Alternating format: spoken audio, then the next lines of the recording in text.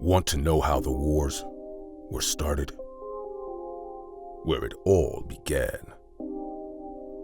The fights, the beefs, the shootouts, the wars, the love, hate. How the rules were broken and forever changed the game. One click against an entire city. 5-star General. Buy yours on Amazon and Audible now.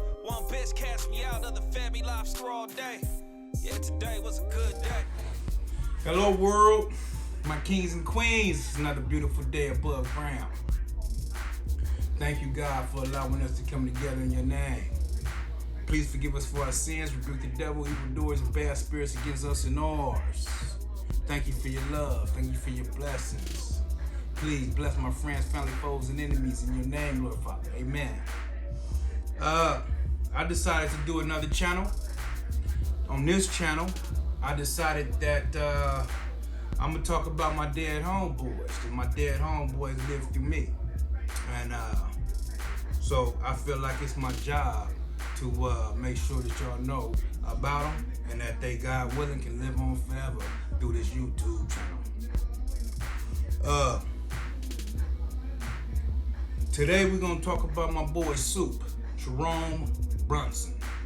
Jerome Supe Brunson, I should say. He was my partner, man. I didn't grow up with him in the sandbox. I ran into him a little later than that.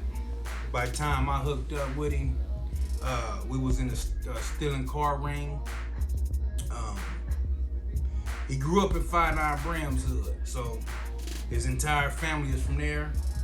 All his friends, everybody, man, you know what I mean? So they really thought he was supposed to be for the Brims. They wanted him to be for the Brims.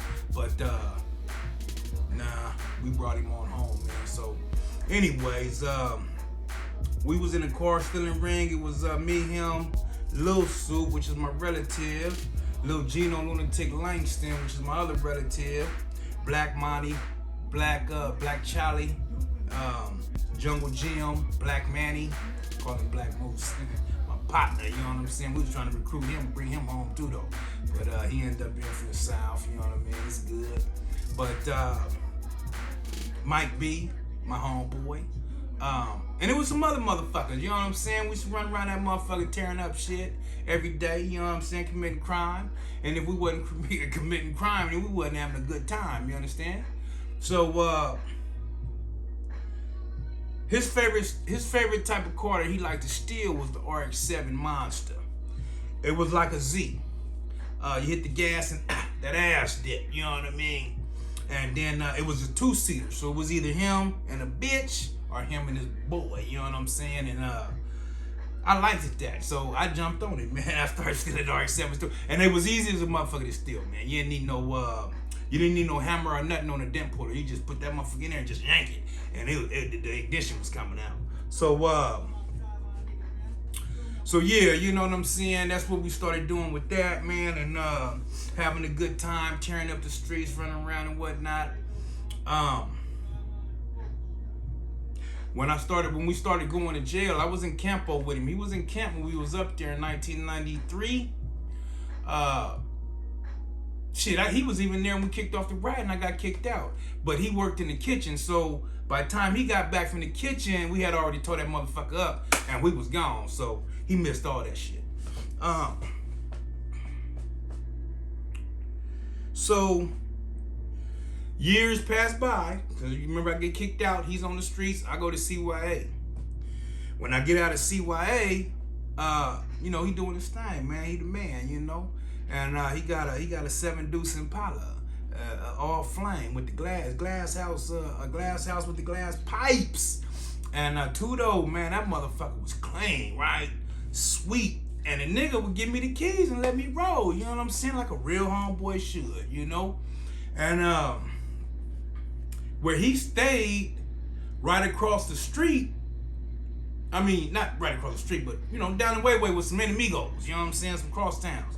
And I would jump in that motherfucker and go holler at the bitches, you know what I'm saying? God forgive me, man, the princesses, man. I would go to the hood across the way from them, which is the Blue Rag. You know what I mean? And I had a girl over there named Coco from the coast. And shit, man, I pulled up on L Street, hop out, solo bolo, bumping Piru love, hollering at the bitches. You know what I'm saying? It used to be Coco, Angel, and a whole crowd of other girls, you know what I mean? At least about 10, 15 of them, you know?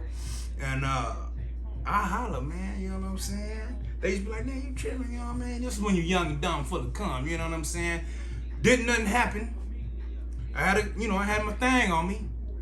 But only one time, the last time that I left about that motherfucker, because I did it quite a few times. But the last time, not to say that them motherfuckers wasn't with the shit, they didn't see me. I didn't get caught slipping. I don't know. But I used to go through, bumping Piru love, and I would hop out and holler at your girls, man. You know what I'm saying? Solo bolo. The last time I did it, I was leaving, and I left the same way I came, man, knowing I shouldn't have did that. And definitely some shots got popped off. Didn't get hit, though. The car didn't get hit, nothing got hit, you know what I mean? So it was all good, but I knew at that point that I was on fire, you know what I'm saying? Even I should have been on fire the whole time, but I knew at that time I was all the way on fire. I do want to go back a little bit, just a little bit. So one day, me and my homeboy Junior Mint, the Pussy Pimp, man, we hanging on Rexview down there in my territory, man, you know what I'm saying, just chilling out. And we got big homeboys, you know what I'm saying, our big homeboys, they love to fight, man, you know what I'm saying, they knock out on us, you know what I'm saying, that's their thing. They want to knock a nigga out, you know what I mean, but our thing was, we was trying to bring in that bang bang, you know what I mean, so we had some guns, man, you know what I'm saying, for breaking in houses and shit, and we pumped up some of the homeboys to go put in some work. They wasn't with it, man. You know what I'm saying? You can tell that we pumped them up like a motherfucker. It's 2 carloads deep. The homegirls is behind us. We in front of them. We hella deep in our car. They hella deep in their car. You know, not a way that you gonna put down a demo for sure. But we still push. And man, we hit that motherfucker. We hit that hood, man. It was 1,000 of them motherfuckers hanging, man. This motherfucker, all he had to do was just aim anywhere in their direction, man, and pop off a couple shots. This motherfucker really kill a cloud instead. And all he did from that is got us hot. So now, as soon as he do that, the police jump behind us. I don't know if they jump behind us or my homegirls. However it went, we hit a couple corners, we jump out, everybody runs. Me and Junior Mint, we run the same direction. I don't know how we ran in the same direction, because usually, you know, one on that side, one on this side, when they jump out, you know, you just gone. But we ran in the same direction, man, and that direction was to the fucking freeway, man. 805? Or the 5? Whatever freeway it is, man, we got to the thing, man. We looked at each other and shit. It's either go across the freeway or it's, you know, probably gonna get caught, man, you know. So when we felt like the car was far enough, boom, we did it, right? We pushed. Soon as we got to the median, car right up to my man. I was like, oh shit! I was spooked, man. I didn't want to go across the other side of the freeway to get to the homie house. You know what I'm saying? To get to Supe house, but we did, man. You know, when you're running from the police, you do some strange motherfucking things. You know what I mean? So we did. We ran across the freeway. Ran to the homeboy Jerome Supe Brunson house. Tried to his mama there and whatnot. So we trying to, you know, play it off. She like, damn. Cause we trying to stay inside. She walked outside. She said, "This show is a lot of cops around here. You know, the cops was on us side. They was, you know, by the time we got inside the house, they was everywhere." the homeboy Junior meant the pussy pimp, man. He called his step pops, man. He came and got us some shit. Didn't nobody get shot or nothing like that. That's why I'm telling this story. You know what I'm saying? I wouldn't tell the story if it did, trust me. Especially if it can put a nigga like me in jail. But like I said, my boy killed the clown, man. So, we get up out of there, you know what I'm saying? But yeah, we ran to my boy Supe house, man. You know what I'm saying? He knew what happened though. He knew what happened, his mama didn't, you know what I'm saying? And so, like I said, we got the hell up out of there. Thank God he was home, because, you know, he was in this shit too. But he was home, man. So, that helped us get away with that crime, you know? So then, you know, we went to camp and all that. He was in camp. He was fucking running 10K runs and shit on the streets and shit, man. I could be like, damn, man. But, so after that, I go to CYA. He eventually came to CYA, but we never ran across each other. So then after I got out, like I said, I was running the he had the 7 Deuce Impala. I fuck with him. He'll let me roll that motherfucker, have me some fun. Then I end up going to the pen. Doing a whole long ass stretch in the pen, 5 years and 10 months. When I get out the pen, he pimping. And yeah, he pimping, man. You know what I'm saying? So we had already been players, you know what I'm saying? Cause we from the 3P gang, you know, pimping, playing Piru, you know. And he had already been playing, he already been Piru, but he said he was gonna get his 3rd P. And he jumped up inside some pimping. Now he's trying to lace me up on some pimping. Now I'm feeling it, but I'm still a gangster boy. So I'm more on some gangster shit still. But he like, man, listen, you just did that 5 years, 10 months in the pen. You need to let these bitches work for you. You know what I'm saying? You can't be committing no crime no more, man. And I'm sitting there, you know, that's still a crime. But he like, nah, it's different though. You know what I mean? So he had the bright idea to take me on a mission, man, with him. He picked up me and the homeboy Mikey GP. We went up to Encinitas with him and his hoe. He had just got a Lexus, you know what I'm saying, on some 22s. The motherfucker was pretty as a motherfucker, man. You know what I'm saying? He was feeling himself like a motherfucker. And he wasn't trying to do nothing but school me, man, you know. He seen that I was, you know, fucking with some relationship shit, going through some headache shit, not getting no money. You know what I'm saying? So, we went up there. Dropped baby off at the hotel, hit a corner, went to the beach, rolled up a blunt. Before we fired up that fucking blunt, baby called. Come get me, right? He like, damn, okay. So we fired the blunt, bam, hit the corner, picked up baby. Baby jump in, man. He makes sure that I see the money, you know what I'm saying? And I looked. Mikey GP sitting next to me. That nigga like, fuck that. You know what I'm saying?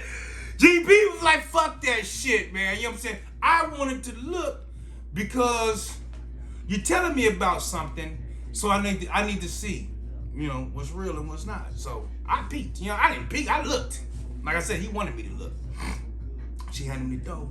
He counted about $1,500, man. You know what I'm saying? I'm saying like, damn, nigga, $1,500, bitch wasn't in there 5 fucking minutes, man. I'm talking about soon we hit the corner, man. You know what I'm saying? They pull up part, well, the blunt she called. So it was a little bit more than 5 minutes, but it wasn't more than 15. So I gotta admit, he turned me out. I got turned down, man. You know what I'm saying? Yeah, man. Yeah. I needed my 3rd P after that. You know what I mean? So that's how I got introduced to that game. You know what I'm saying? It was through him. So from that, I started fucking with it. We started rolling in Las Vegas together, kicking it and shit, man. And I want his family to know, man, you know what I'm saying, that I love him, that I respect him, and that this is not entirely about me, man. It's really about my homeboy and me making sure that he don't die, because he lives through me, and I love him so. So with that being said, man, there's more stories, but I can't tell those, you know what I'm saying? But hey, man, y'all stay up, y'all stay safe out there. Put your trust in God, man. Don't be scared about trying to push forward, man. Don't allow these folks, the government, the square shit, the stagnate your flow, to make you think that you can't get it, man. Fuck them. Fuck anybody. whoever doubted you, whoever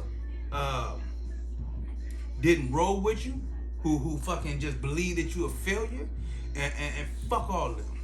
They don't know what's going on right here. You know what I'm saying? And sometimes it takes time for you to make something happen. And they don't want to give a motherfucker that time so that we can make something happen. So what I'm saying to y'all is, man, stand the fuck up. Push. The same way you push about some enemies, about a nigga fucking your bitch, same way you push about this success, man. Get it. I'm getting it. And I just want y'all to get it with me. So with that being said, man, don't forget to subscribe, like, share, comment. Don't forget to pick up my homeboy's book. You know what I'm saying? Bam. Winning awards, man. He's a shit. Pick this up. It's a good read. If you don't read it, send it to your folks that's in the system, man. This is an autobiography. This is my homeboy on death row, man. Thick. Look at that. Plenty of stories, man. Real. This is autobiography, like I said. And then, this is the Generals. This is my book. The 5-star General. Packed with stories, man. Jail stories, street stories, all the shit. So, again, tap in. Y'all stay up and stay safe. With that,